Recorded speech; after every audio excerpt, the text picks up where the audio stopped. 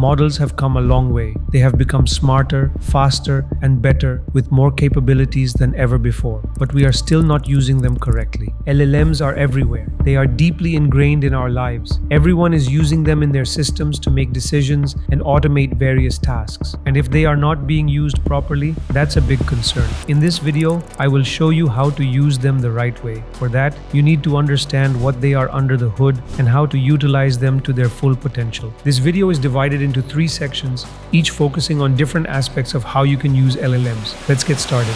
The first part of the video focuses on improving everyday use. Let's explore how we can get the best results from LLMs the right way. A little heads up. I know most of you already know the things I'm going to talk about in this section, but it's still really important to understand these fundamentals. Without them, we can't move forward in learning how to use LLMs properly. The first step is understanding how they work. LLMs will respond exactly the way you instruct them to. The clearer you are about what you want to do, the more focused towards your required response they will be. Now that you know what you want from the LLM, the next step is to understand which tool or model is best for which purpose. For example, Claude is known to do better in coding tasks. ChatGPT, on the other hand, excels in creative ideation, versatility, and has a wider ecosystem than Claude. Gemini offers a stronger research and data access capability and can process longer documents with a wider context window and has access to Google products. Each of these models offers different advantages, meaning you need to choose the exact model that fits your task. One small mention here is that even though we use ChatGPT for most of the examples, the features discussed here are available in other LLMs too, including Claude, Gemini, and any other platform of your choice. Here, we will discuss some tips that can help you improve your day-to-day prompting in your routine. After deciding which model you want to use, you can start prompting. If the generated response is not what you want, you can give it another prompt. This process is known as iterative feedback, where you repeatedly provide input to the model with different prompts and added instructions to gradually reach the desired response. Another important thing is to avoid vague or fluffy terms like not too long or not too short. Instead, use clear and specific instructions about what you want it to do. You can also use prompts that slightly mention the output style you want. This helps guide the AI model toward your goal, allowing it to understand the type of output you're looking for and respond accordingly.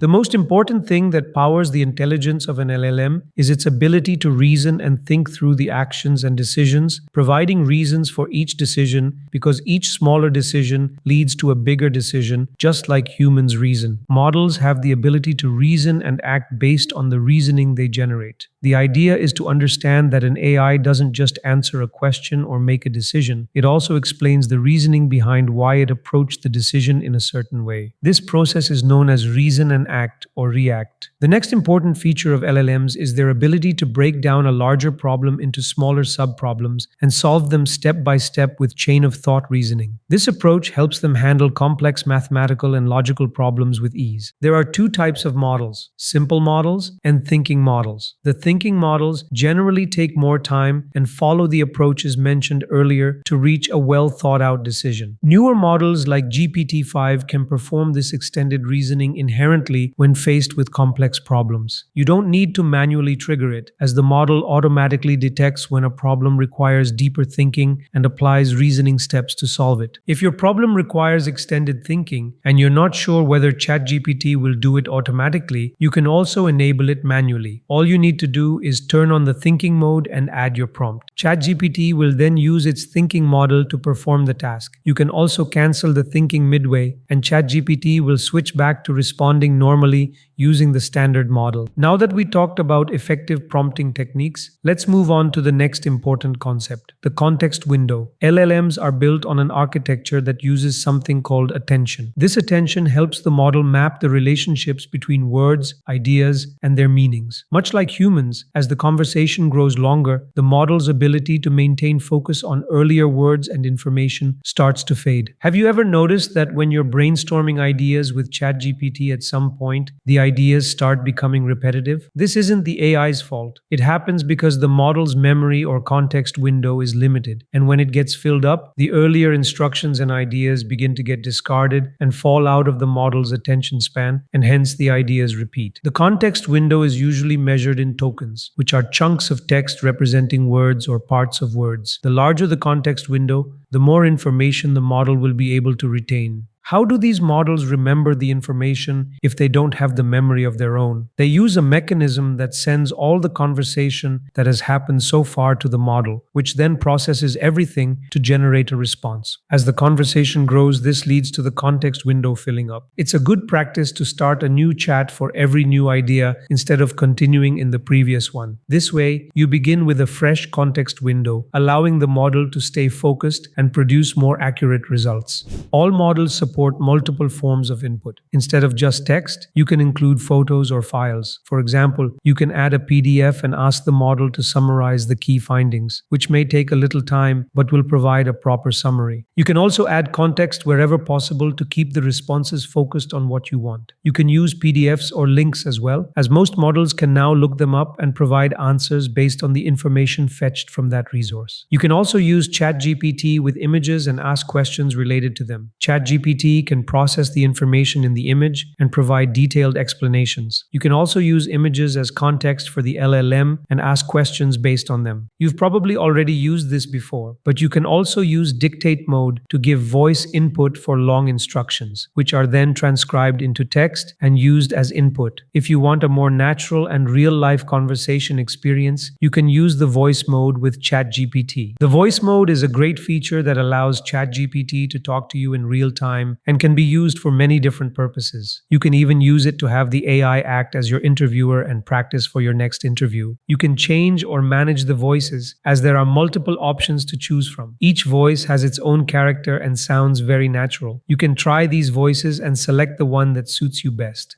Now, the context window isn't the only form of memory. ChatGPT and other models also use other types of memory that help them retain user information to provide better responses. One of these is chat memory, where ChatGPT remembers the conversations from previous chats. For example, if you mention that you are lactose intolerant while asking about food, then in future chats, whenever you ask for food suggestions, it will remember that and recommend lactose-free food options. The second type is user memory. You can ask ChatGPT to store any piece of information in user memory, which it retains across all conversations. This memory is what the model automatically picks up important details about you over time through regular conversations, helping the model understand you better and provide more personalized responses in the long run. You can view and manage user memory from settings under personalization. In addition to memory personalization, you can tailor the output to your liking. Personalization is self-set, meaning you decide how ChatGPT should behave and what information it should consider while responding. You can set ChatGPT's personality to match the style that suits you best. You can add custom instructions to guide how you want your responses to be. You can give it your nickname, provide your occupation, and include any other instructions. Once you save these settings, ChatGPT will respond the way you want it to. These personalizations are purposed to make the responses match your preferences, allowing you to use ChatGPT in the way you like and enjoy the most.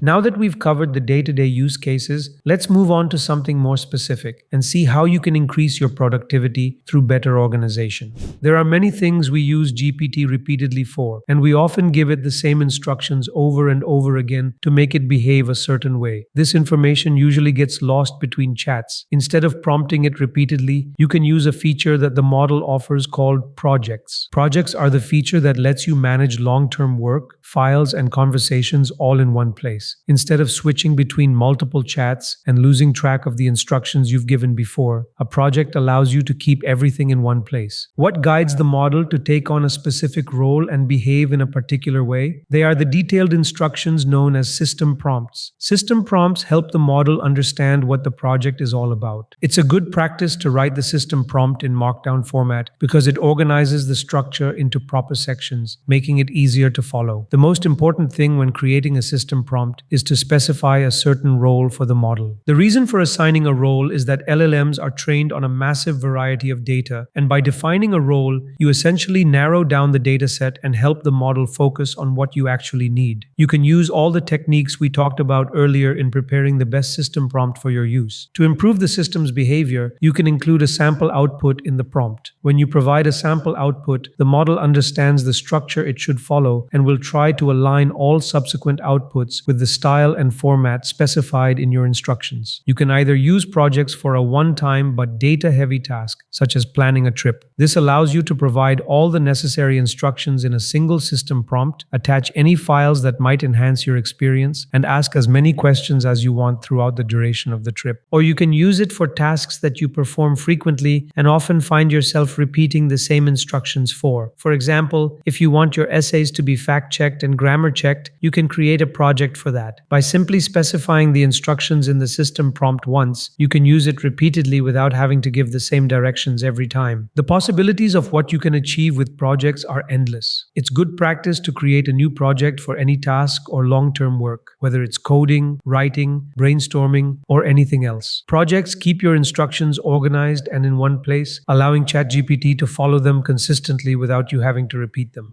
That brings us to our next section. Modern LLMs have become highly autonomous and are able to curate information and perform much better across a wider data set. Why do you think that is? It's not because LLMs are getting better, but these models now have access to a set of tools that improves their performance. As I mentioned earlier, you can use the web as a source of context. The web search feature allows you to look for data on any website you need. When you enter a query, the model searches the web, finds the relevant links, and provides a summary or answer based on that information. What happens with web search is that it only scratches the surface. It doesn't dig into the exact details beneath the main page and cannot explore the deeper links or content within the web page you specify. Hence, it falls short on finding key details related to the given topic and might miscommunicate the links to you. What should you do if the normal search isn't providing answers like you need? In that case, you can use ChatGPT's deep research feature. This feature goes beyond a normal search, digging deeper into the keywords and context. It may ask you some clarifying questions to refine the research. While it might take a bit longer, it produces a much more comprehensive and detailed research report based on your input. This is an impressive feature, and it can be extremely helpful for researchers and academics who need in-depth information. Have you used ChatGPT for writing or any other task, but the AI just doesn't give you exactly what you want? You end up having to prompt it over and over to get the structure just right, and each time it rewrites everything, wasting a lot of your time. Or if you want to make a slight change, you have to ask ChatGPT to incorporate it and then wait again while it rewrites the entire content from scratch. With the Canvas feature, you and your AI model can work collaboratively, tackling different aspects of a task together in a seamless way. You can use Canvas mode to edit any part you don't like, or you can ask ChatGPT to make modifications for you. Instead of rewriting the entire content, it focuses only on the part that needs changes and works on that. You can view the changes you've made and restore a previous version if needed. You can also go back to the latest version. This feature is really useful because it lets you keep the best version while discarding any faulty edits. You can use Canvas mode to create UI prototypes and see how they look in action. It's an excellent tool for fast prototyping because it provides a virtual environment where you can run your code. You can preview the output to see how it appears or ask ChatGPT to make further changes to the code. A great feature of Canvas is that you can share it with others, allowing multiple people to collaborate on the same document easily. It's not just a solo tool, it enables teamwork and lets everyone work together on the same project seamlessly. As many of you must have already tried, you can also use ChatGPT to generate images. You can create beautiful images with just a simple prompt and minimal effort. It might take a little time to process, but the final result is well worth it. You can view the generated image, ask ChatGPT to make further modifications using the image generator, and also download it for later use. Previously, it relied on a separate model, but from the version 4.0 onwards, ChatGPT is integrated with an inherent image generation model. Ever since this model was released, people have been using it as a Photoshop alternative for creating simple visuals, marketing materials, and modifying images. This has become one of the most popular features of ChatGPT. Alternate models available include Google's Nano Banana that is extremely powerful and is able to create realistic images.